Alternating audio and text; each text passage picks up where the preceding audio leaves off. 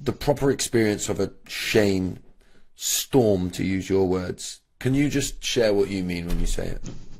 Yeah, I'm happy to, because shame storm, it's much different than, like, people talk about shame spirals, shame swamps.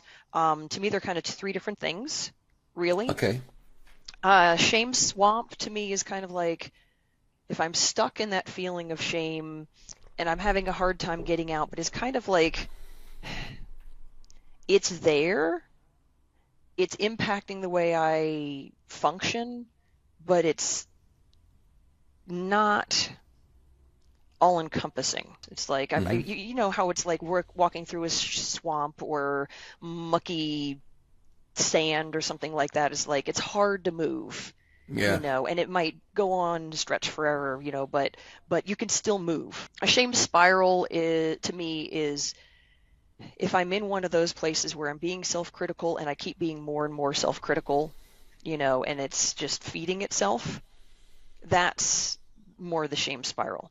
A shame storm feels an awful lot like being stuck in the middle of a maelstrom on a rowboat without oars, Mm. where there's a complete lack of control. There's a complete inability to see anything beyond the shame or the dysregulated emotions, and a feeling of powerlessness to get out of it. Mm. And it's like it kind of takes over everything. Now, I could Mm. say that fortunately I have not had a shame storm for a very long time. This seems to be something they had started getting farther and farther apart as I worked on things, and now I'm at the point where I don't, at least for the last year and a half-ish, I haven't really had shame storms. I'll get like shame swamps or spirals sometimes, but that shame storm, that feeling.